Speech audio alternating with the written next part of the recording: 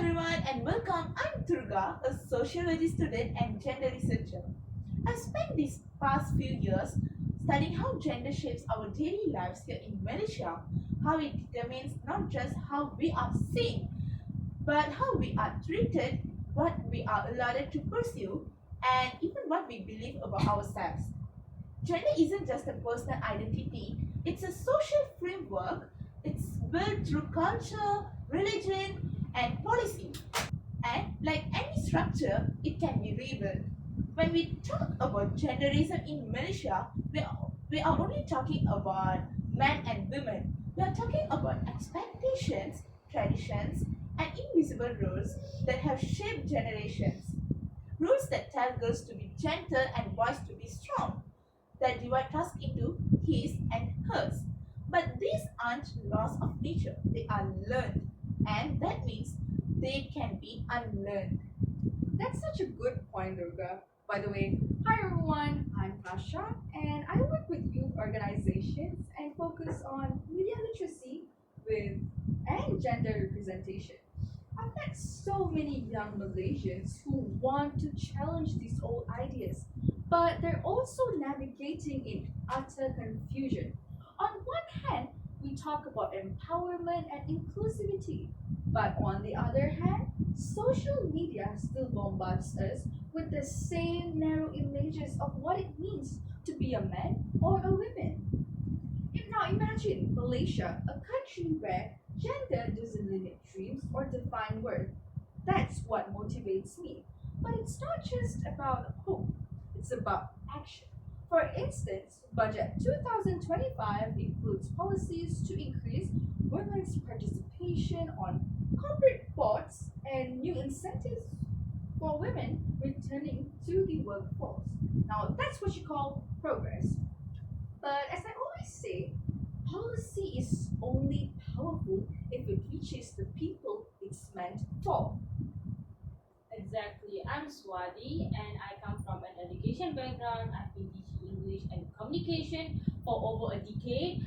I've seen how even small things like grammar and word choice reflect bias. For example, words like fireman, chairperson were once normal, but now we use firefighter, chairperson. So those small linguistic shifts and changes are actually huge cultural shifts. Now, language isn't it doesn't just really describe our reality, it shapes it. When I teach my students to use inclusive language, I'm teaching them fairness because the way we speak it influences them, how we think and how we treat one another. I love that, Swati. You are right. It's the everyday details, the words, the images, the small things that uphold entire systems of inequality. When we were kids, how many of us were told that certain colors, toys, or subjects belong to a gender? I remember being told science was a boys' subject. It didn't feel ridiculous. It was just accepted. But the quiet acceptance limits the potential. Totally. I had quite the same experience.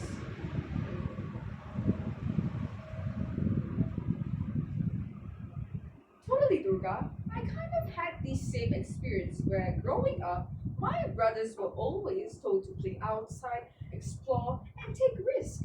And I was told to help with chores. It wasn't about punishment, it was tradition, I suppose.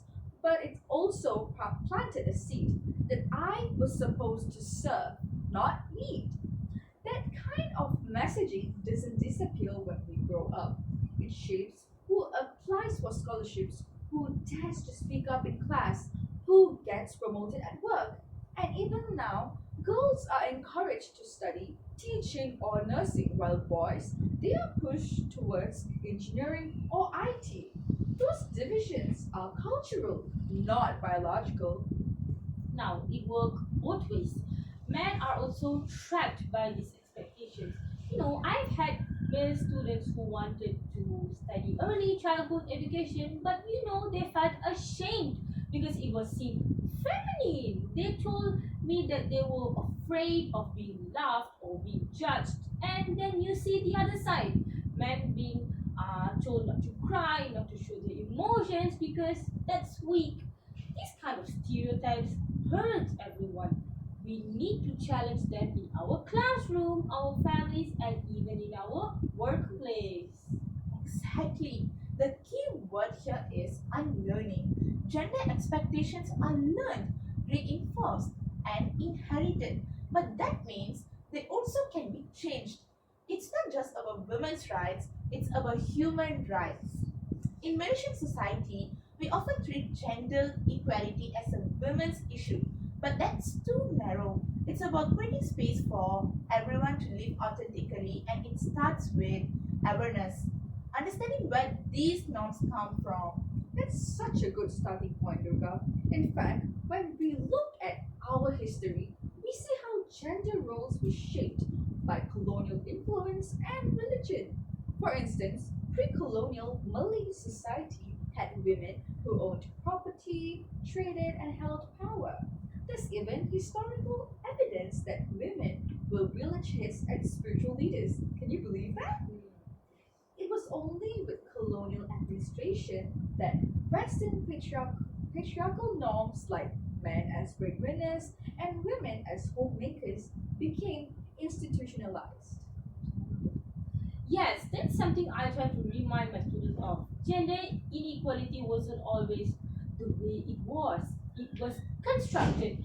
So when it is constructed, we can reconstruct it. Even our education system has started to recognize this. Some universities now include gender studies modules and teacher training programs. Even in our IPG, are being updated to include gender sensitive teaching. So now that's a sign that we are slowly learning to question assumptions, slowly but surely. And questioning is everything. I think of it as the social notice main tool, asking why. Why is it that even tough women make up more than 55% of Malaysian university students? We still see fewer women in leadership roles. Why do we celebrate female students for being hardworking but male students for being brilliant? The language of praise itself reflects bias. And those biases accumulate. I once interviewed a young woman from KL who dropped out of an engineering course because she felt isolated, but she was the only girl in her class. Can you believe that, being the only girl in the class? And guess what? The boys, they didn't include her in projects, and the lecturers didn't call on her as often. It wasn't an open discrimination at all, but it was enough to make her feel like she did not even belong to the society. Now, that's what I meant by invisible barriers. They're everywhere and they push people out quietly. It's like what we teach in grammar.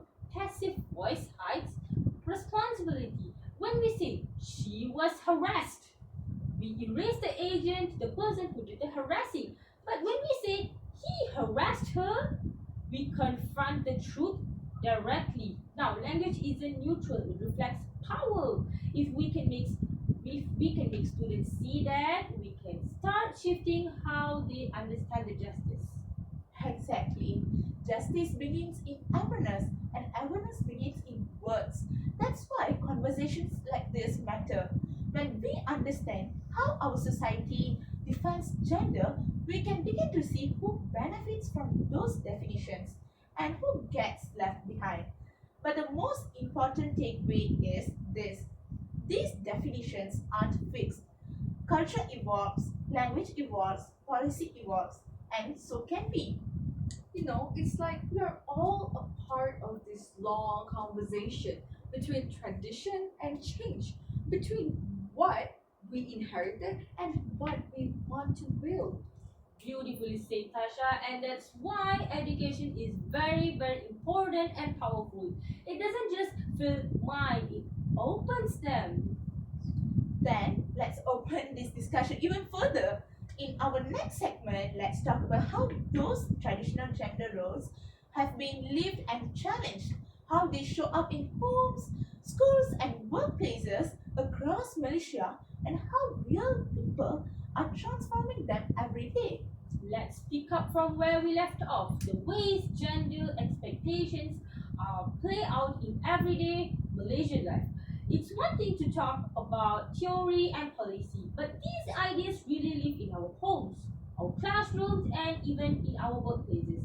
Growing up, I remember being told that science and technology were boys' subject. I was a good student, but the idea stuck in my mind for years. I wasn't until one of my teachers told me, "You belong in science too." Then something shifted. The small moment of encouragement changed everything for me. But not every student get that kind of support. Same here. When I was in school, it was never said outright, but there was always this silent expectation that girls belonged indoors, which is unacceptable. I was the one helping my mom with cooking and chores, while my brothers, they were playing football outside. Nobody said that it was unfair. It just seemed normal. Looking back now, I realized how that shaped my choices. Even when I did well in maths, I didn't think I was the kind of girl who could become an engineer. So I ended up studying communications instead, which I do love. But the point is, those early experiences quietly guide you. They build invisible walls. Walls. And those walls are built everywhere in schools, in families, even workplaces. I've seen so many young women enter university full of confidence and then slowly, gradually losing their spark as they encounter bias. They are praised for being helpful and neat, while their male classmates are praised for innovative and being bold. The language of approval is so gendered in this case. Now, what's heartbreaking the most is boys are also suffering from this kind of stereotypes. They are told not to cry, not to show emotion. I once had a student who wanted to become a kindergarten teacher. He was so passionate about children's learning, but then he dropped out the idea because his friends laughed at him. That's what patriarchy does. It boxes everyone in. Yes, and that boxing in starts young. The Malaysian education system, even though improving, still carries remainders of those older norms.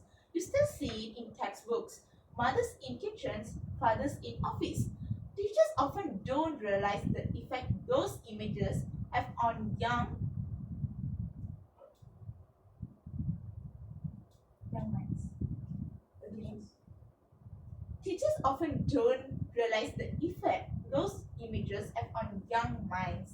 That's why I really appreciated when the Ministry of Education started revising textbooks in 2024 to include more gender balanced representations. It might seem symbolic, but symbolism matters. Representation in early learning materials plants the seeds of what's possible. It's true. My cousin's sister is a teacher in Para. She told me that they had received a memo about integrating gender sensitive teaching, but there really wasn't much guidance or training on how to do it.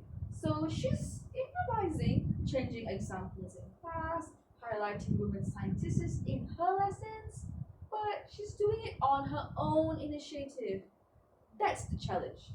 Policy says one thing, but classroom reality, it's another. If teachers aren't trained, if resources aren't translated, then these good intentions stay on a mere paper. And yet, I've seen glimmers of change.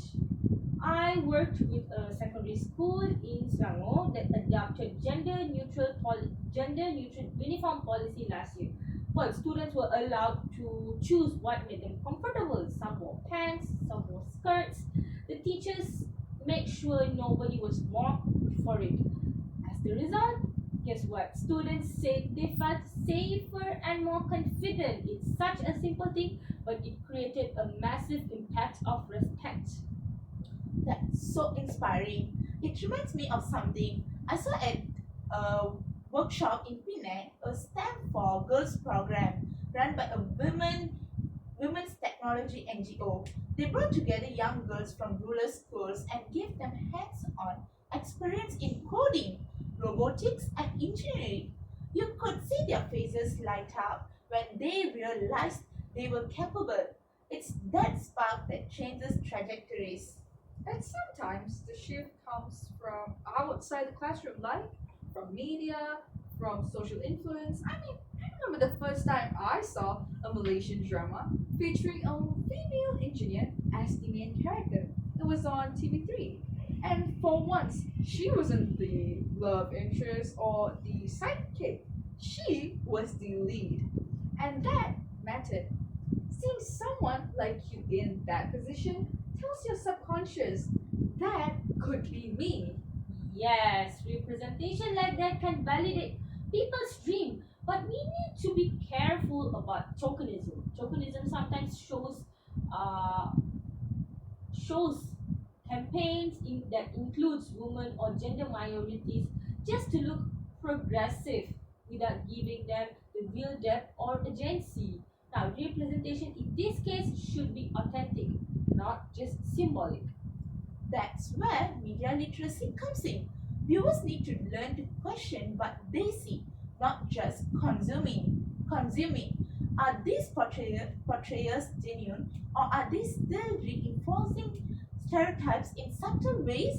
And on the flip side, social media has created spaces for new forms of representation. Gender fluid and non binary Malaysians are finding ways to express themselves online through fashion, art, activism. But visibility can also bring vulnerability. Many who challenge norms face cyberbullying and harassment. Absolutely. And as someone who runs digital literacy workshops with youth groups, we talk about this quite a lot than anyone can imagine, actually. And young Malaysians are nowadays they're more open-minded than ever. But unfortunately, they're also navigating toxic online environments. Platforms like TikTok are empowering, but also brutal. You can share your story one day and be trolled the next. That's why safe online spaces are so important. That is way more fascinating than I ever expected. How much the younger generation is leading the change. Now, I had a 15-year-old student last year who used gender neutral pronoun in her creative writing. When I questioned her why, she said, because I don't want to assume. That level of awareness at that age is indeed remarkable. It gives me hope that Malaysia's future will be more empathic in the future. Hope, yes, but also persistence. Change doesn't happen smoothly, there's always resistance. We have seen that with initiatives like gender studies, programs, or campaigns for equal pay. People still say, why are you making everything about gender? But the truth is, gender is already everywhere. It just wasn't being named before. And we can't ignore the structural side of things either. Women are still the primary caregivers in most Malaysian households. Even if both partners work, it's usually the women managing the children, the parents, the housework, and that becomes one of the reasons it limits their career mobility. We talk about choice, but how much of that choice is shaped by expectation? Exactly. You guys know what? I've had friends who left their jobs after having children, not because they wanted to, but because their childcare was unaffordable. The cost of sending one child to daycare can equal half a month's salary. That's not a real choice, but that's the economic pressure dressed up as tradition and dressed up as in disguise. Well, that's why policies like the Budget 2025 childcare incentive are so crucial. The government's new plan to expand affordable Taska facilities in government and private sectors is a good start. But again, implementation is key. We need these programs not just in urban centers but in smaller towns and rural areas where mothers face even greater barriers. It's almost like as if it's all connected. For instance, the economy, the education, culture, and family. Gender equality isn't just a social goal, it's an economic one. Well, the World Bank estimated that Malaysia could boost its GDP by up to 20% if women participated equally in the workforce as men. That is huge. So, when we talk about gender, we're also talking about our country, our national development. And yet, we still hear things like men are the natural leaders and women are the better nurturers. These kind of stereotypes might sound harmless, but they create ceilings.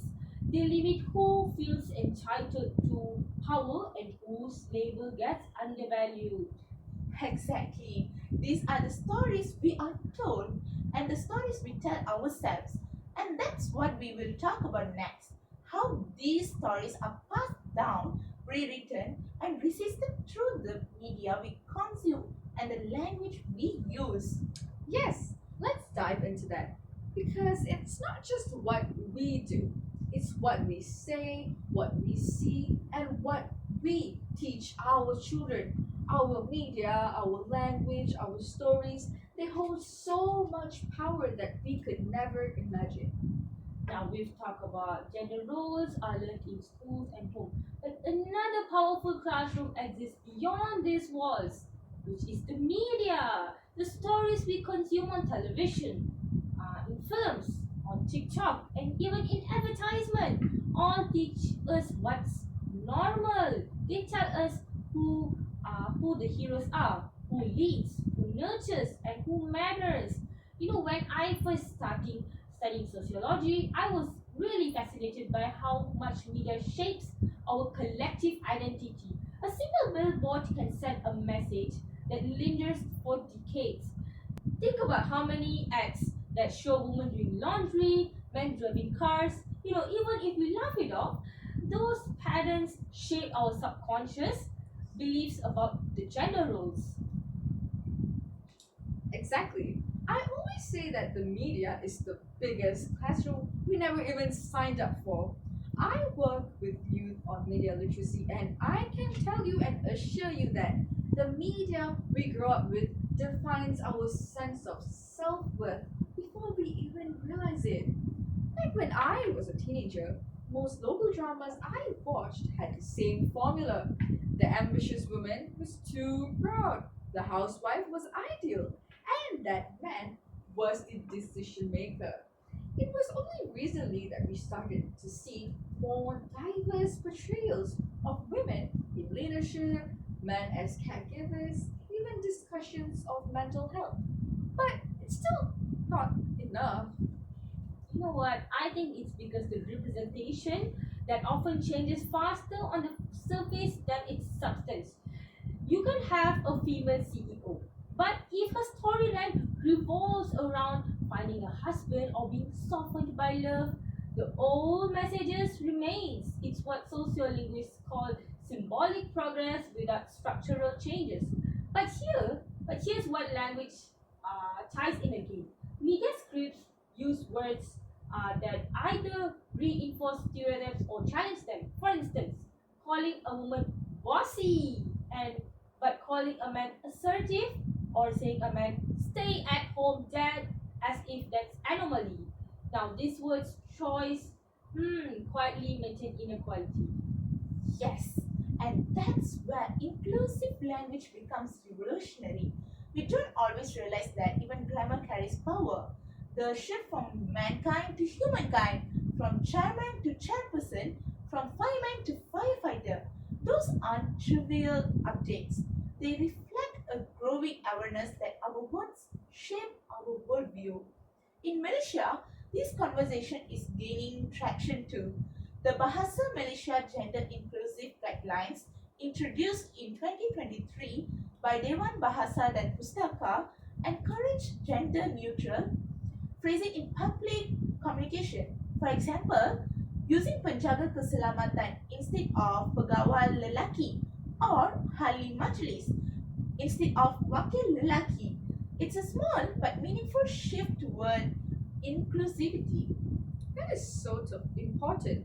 And personally, I think of language as the mirror of culture. When we change how we speak, we are indirectly changing what is visible in that mirror. But I also want to talk about the digital mirror, which is, yep, you guessed it right, social media. It's completely transformed how young Malaysians express their gender and identity, which is really concerning. And for some, it's liberating.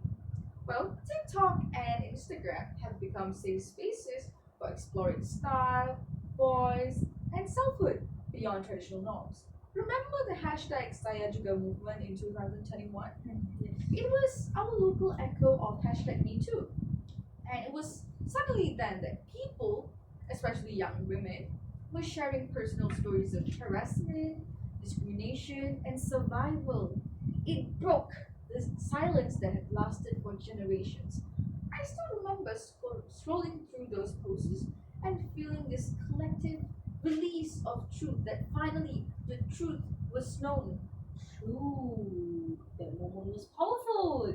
It showed that visibility is strength but also vulnerability. Many who shared their stories faced online backlash, and yet they didn't stop. That courage shifted public discourse. Even schools began introducing discussions and about consent and respect. But on the darker side, social media also creates unrealistic standards. I worry about my students, especially the younger ones.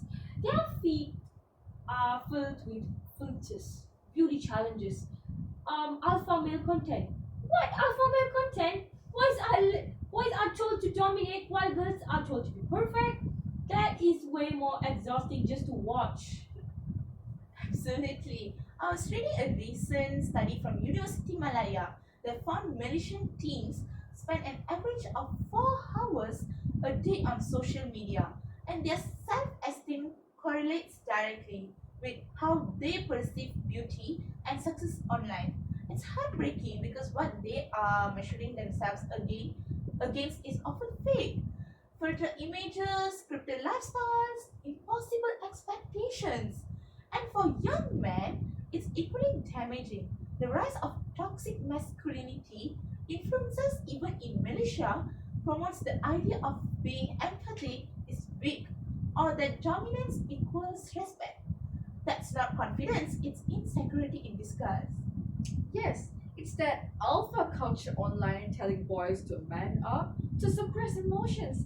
And then we wonder why so many people in Malaysia struggle to talk about mental health.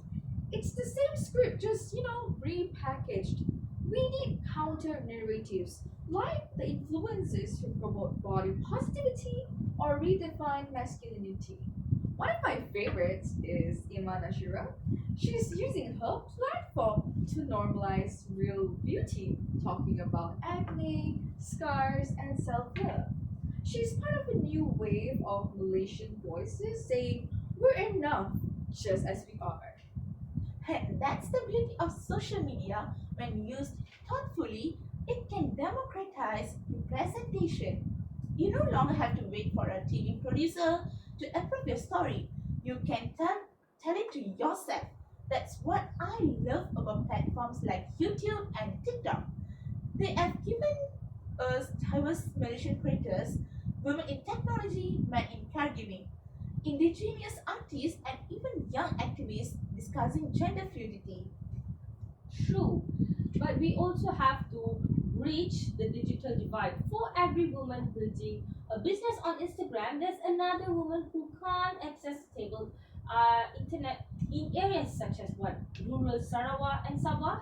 We can't talk about empowerment without addressing infrastructure. Digital inclusion is gender equality. For instance, the My Digital Women Entrepreneurs Initiative, launched under Budget 2025, is a step forward. It provides outreach and funding for women in the digital economy, especially in the B40 community. But again, awareness and accessibility are the key. Too often, these programs are announced in English and on official website that many of the intended beneficiaries can't navigate. Exactly. Like my auntie Zara in Kelantan. She runs a small kue stall and it's the definition of an entrepreneur. But when I showed her the government portal to register her business, she was completely lost. Like, she was lost. Why, you may ask? Well, it was because the forms were in English and it was full of jargon. She said, I can make onde with my eyes closed, but I can't fill this form. It made me realize how empowerment must be practical. It's not just about slogans or hashtags, it's about accessibility.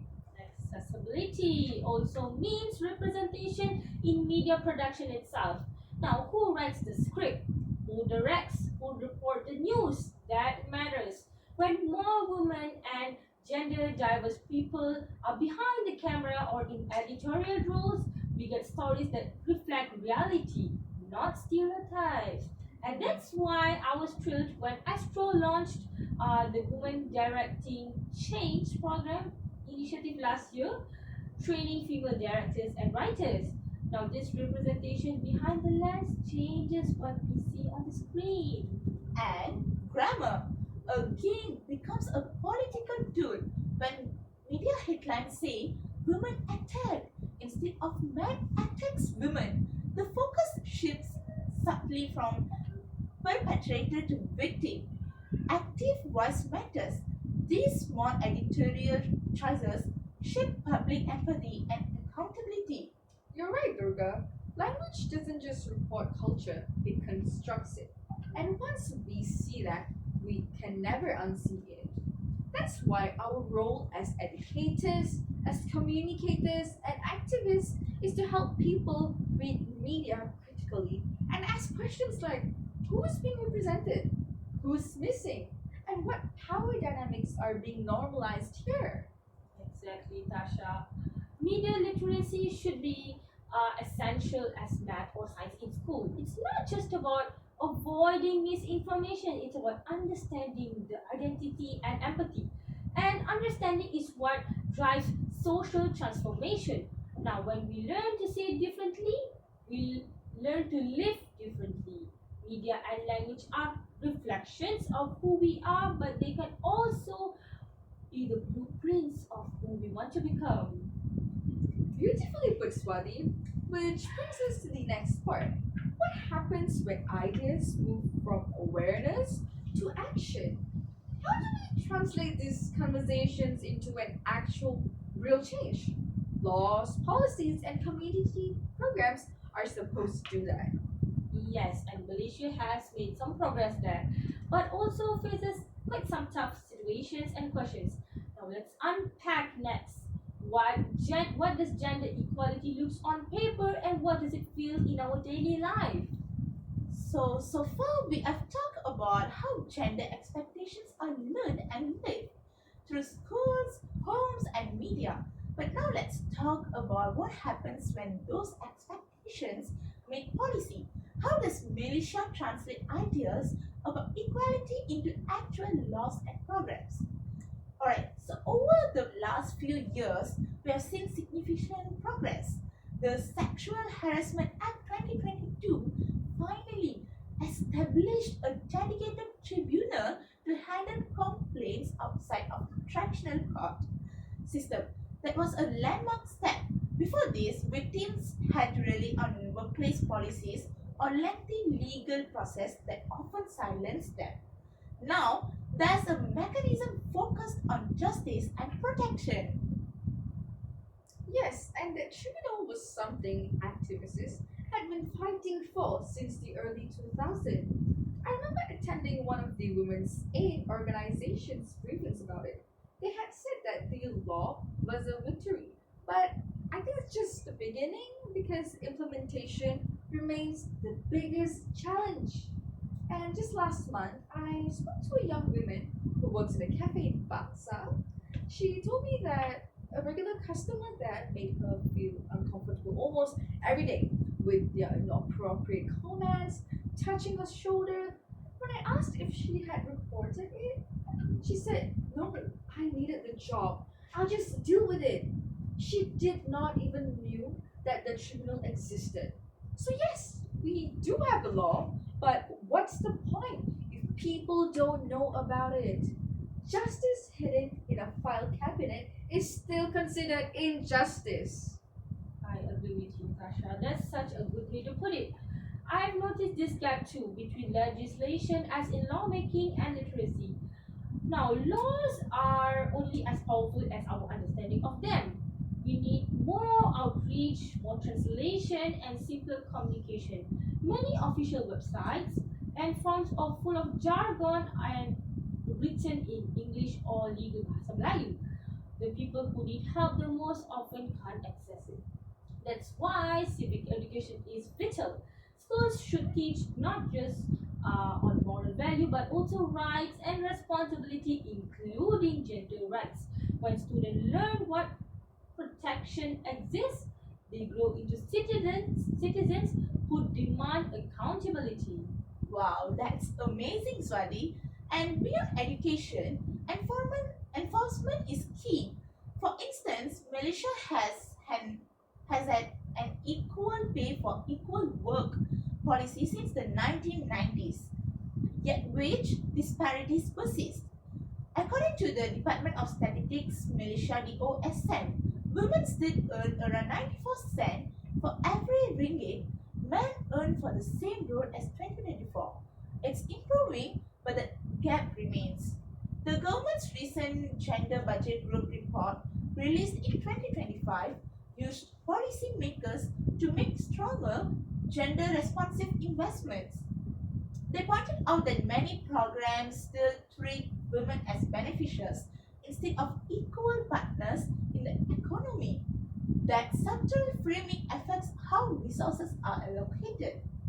Yes, the gender budget group was actually one of the most exciting things to emerge recently. It brought together civil servants, academics, and activists to make the national budget more inclusive. Thanks to their push, Budget 2025 now includes a few key measures, which is tax incentives for women returning to work, grants for women in entrepreneurs, and expanded childcare subsidies. Isn't that amazing? Yes. Well, these may sound like a small step, but they signal a mindset shift. That gender equality isn't just a social issue, but it's an economic strategy. And also, I would like to add, it's also a language strategy. I was analyzing some of the budget 2025 documents, and I noticed they have started using gender neutral phrasing in Malay and English versions. Phrases like parents leave instead of maternity leave, and caregiver benefits instead of women allowances. Language like that can subtly change public perception. When we call it parents leave, it normalizes the idea that fathers should also take responsibility, and that's why I always say grammar isn't just about correctness and it's about justice. Absolutely. And speaking of parental leave, Malaysia still has a long way to go. Under current labor law, most private sector fathers get just 3 days of paternity leave. 3 days! Compare that Norway or even Singapore, where fathers get up to 2 weeks or more. This short leave sends a powerful message that caregiving is still women's work. Until men are given time and encouragement to bond with their children, we will keep reinforcing the idea that mothers are the default caregivers. Right, and that default setting hurts everyone. I remember my cousin's friend Amir, who became a father last year. He told me that he wanted to stay at home longer to help his wife, but he couldn't afford unpaid leave. He said, I felt like a visitor in my own house. That's such a powerful description in my perspective. And family policies need to recognize that equality starts at home. Otherwise, we'll never see it reflected in the workplace. Well, I think that's all for now. We have discussed a lot of issues, matters, and we can learn that gender and society is not about criticism. It's all about 50 yours, 50 mine. It's all about equality. Thank you, madam, and have a nice day. Bye, Bye, madam.